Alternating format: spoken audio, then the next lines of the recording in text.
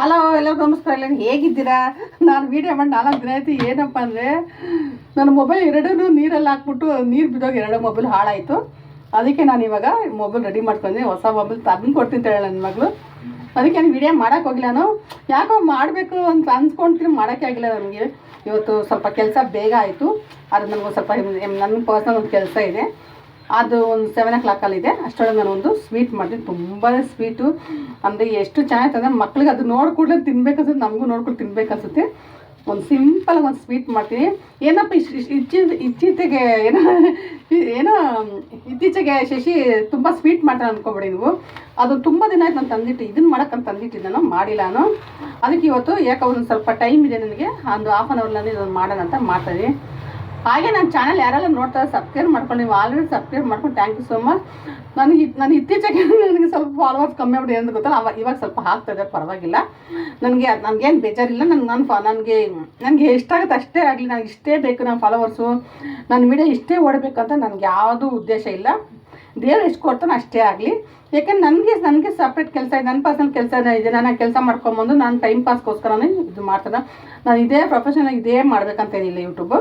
ಅದಕ್ಕೋಸ್ಕರ ನಾನು ಟೆನ್ಷನ್ ತೊಗೊಳಲ್ಲ. ನನ್ನ ಮಗಳಮ್ಮ ನೀನು ಸುಮ್ಮನೆ ನೀನು ಮಾಡಾಕಮ್ಮ, ನಿನ್ಗೆ ಯಾಕಮ್ಮ ಅಂತಾಳೆ. ನನಗೆ ಅವಳು ಹೇಳುವಾಗ ನಾನು ಸುಮ್ಮನೆ ತಲೆನೇ ಕೆಚ್ಕೊಳ್ಳಲ್ಲ. ಅದಕ್ಕೆ ಇವಾಗ ನಾನು ಏನು ಟೆನ್ಷನ್ ತೊಗೊಳ್ತಾರೆ, ಎಷ್ಟಾಗುತ್ತೆ ಅಷ್ಟಲಿ. ನನ್ನ ಜನ ಯಾವತ್ತೂ ನನಗೆ ಪ್ರೀತಿಸ್ತಾರೆ, ನನ್ನ ಫಾಲೋ ಮಾಡ್ತಂತ ಗೊತ್ತು. ಅದಕ್ಕೋಸ್ಕರ ಅಂತ ನನ್ನ ಮಗಳಿಂದ ನನಗೆ ಇಷ್ಟೊಂದು ಫಾಲೋವರ್ಸ್ ಆಗಿರೋದು. ಎಲ್ಲರಿಗೂ ಧನ್ಯವಾದಗಳು. ನನಗಂತೂ ಯಾರಷ್ಟು ಫ್ರೆಂಡ್ಸ್ಗಳಿಲ್ಲ. ನನ್ನ ಮಗಳು ಯೂಟ್ಯೂಬು ಮಾಡೋದ್ರಿಂದ ನನ್ನ ಮಗಳು ಪರಿಚಯದಿಂದಲೇ ನನಗೆ ಇಷ್ಟೊಂದು ಅವಳು ಟ್ಯಾಗ್ ಮಾಡ್ತಾಳೆ ನನ್ನ ಐಡಿನ. ಅದಕ್ಕೋಸ್ಕರ ನನಗೆ ಇಷ್ಟೊಂದು ಫಾಲೋವರ್ಸ್ ಆಗ್ತಿರೋದು. ನಾನು ಇಲ್ಲ ಅಂತ ಹೇಳಲ್ಲ. ಅದಕ್ಕೆ ನನ್ನ ಮಗಳಮ್ಮ ನಾನು ಇದನ್ನೆಲ್ಲ ಬಿಡಮ್ಮ ಅಂತ ನಾನು ಅದಕ್ಕೆ ಟೆನ್ಷನ್ ತೊಗೊಳಲ್ಲ. ಅದಕ್ಕೆ ನಾನು ಇವಾಗ ಸೇಮೆ ಗೊತ್ತಲ್ವ, ಸಣ್ಣ ಸೇಮೆ ಇದು ಹಾಕಿ ಒಂದು ಮಿಲ್ಕ್ ಮೇಡ್ ಹಾಕಿ ಏನೇನು ಹಾಕ್ತೀನಿ ಅಂತ ತೋರಿಸ್ತೀನಿ ಬನ್ನಿ.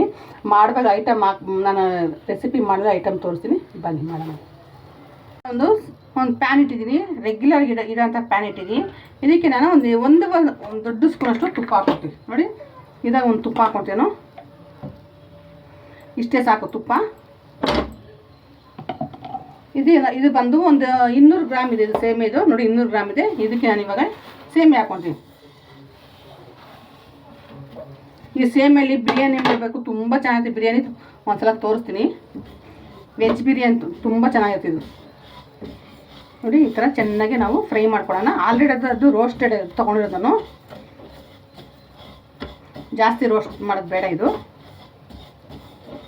ಚೆನ್ನಾಗಿದ್ದು ರೋಸ್ಟ್ ಆದಮೇಲೆ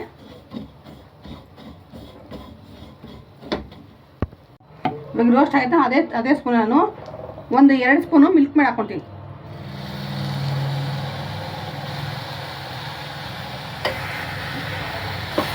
ಏನು ಗೊತ್ತಾ, ಶುಗರ್ ತಿನ್ನಲ್ವಲ್ಲ ಅಂಥವ್ರು ನಾವು ಮಿಲ್ಕ್ ಮೇಡ್ ಹಾಕ್ಕೊಳ್ಳಿ. ನೋಡಿ, ಇವಾಗ ಇದರಲ್ಲಿ ಚೆನ್ನಾಗಿ ಮಿಕ್ಸ್ ಮಾಡ್ತೀನಿ. ಉರಿ ಕಮ್ಮಿ ಇಟ್ಕೋಬೇಕು.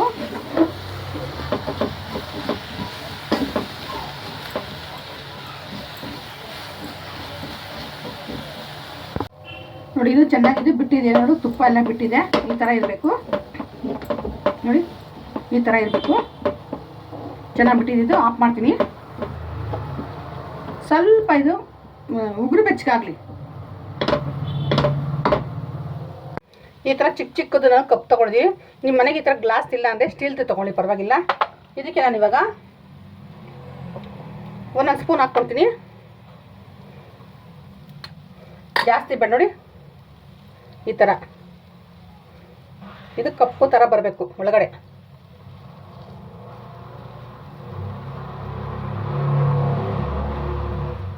ಈ ಥರ ಬರುತ್ತೆ.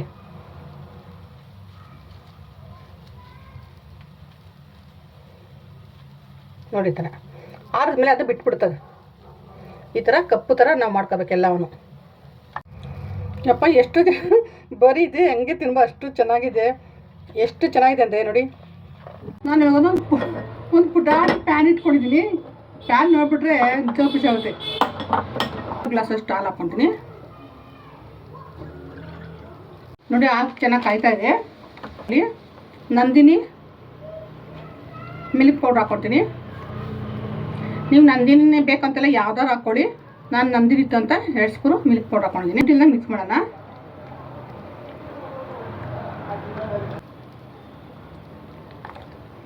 ಎಷ್ಟು ಚೆನ್ನಾಗಿದೆ ಗೊತ್ತಾ ಈ ಪ್ಯಾನ್ ನೋಡಿ, ಚೆನ್ನಾಗಿ ಗಟ್ಟಿಗಾಗುತ್ತೆ. ನಾನು ಯಾವುದಕ್ಕೂ ಶುಗರ್ ಯೂಸ್ ಮಾಡಲಿಲ್ಲ, ಮಿಲ್ಕ್ ಮೇಡ್ ಯೂಸ್ ಮಾಡ್ತೀನಿ. ನೋಡಿ, ಒಂದು 3 ಸ್ಪೂನಷ್ಟು ಮಿಲ್ಕ್ ಪೌಡ್ರ್, ಏಲಕ್ಕಿ ಪೌಡರ್ ಸ್ವಲ್ಪ ಬಂದಿದೆ. ಎಲ್ಲ ಬಟ್ಲು ತೆಗ್ದು ನೋಡಿ ವಾಪಸ್. ನೋಡಿ, ಎಲ್ಲ ಬಟ್ಲು ಬಂತು.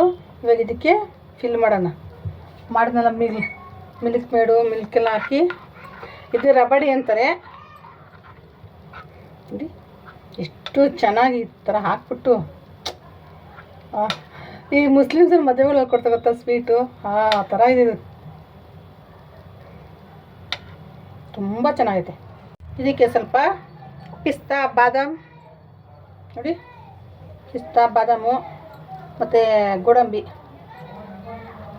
ಚೆನ್ನಾಗಿರುತ್ತೆ, ಡ್ರೈ ಫ್ರೂಟ್ಸ್. ಇದು ಬಂದು ರೋಸ್ ಪೆಟಲ್. ಇದು ರೋಸ್ ಎಲೆ ಐತಲ್ಲ, ಅದು ನಾನು ಬಿಸಿಲಲ್ಲಿ ಒಣಗಿಸ್ಬಿಟ್ಟು ಇಟ್ಕೊಳ್ತೀನಿ. ತುಂಬ ಚೆನ್ನಾಗಿರುತ್ತೆ ಈ ಥರ ಸ್ವೀಟ್ಗೆಲ್ಲ ಹಾಕಿದ್ರೆ.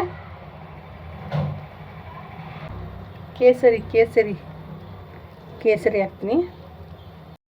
ನೋಡಿದ್ರಲ್ಲ, ಸೇಮೆ ಬಟ್ಲು ಅದ್ಭುತವಾಗಿ ಬಂದಿದೆ.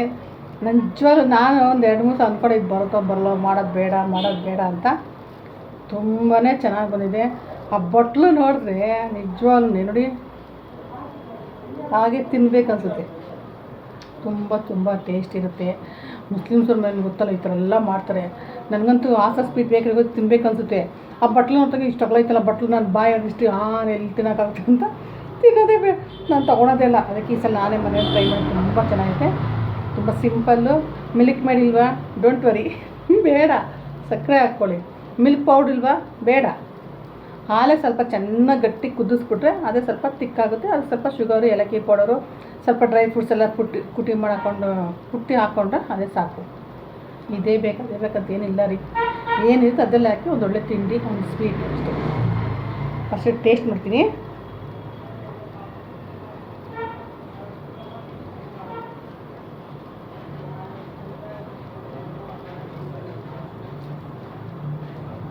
ತುಂಬ ಚೆನ್ನಾಗಿದೆ.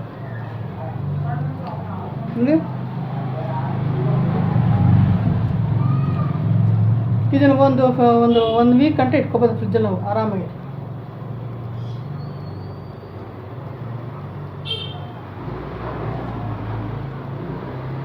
ನೀವು ಮನೆ ಮಾಡ್ಕೊಳ್ಳಿ, ತುಂಬ ಈಸಿ.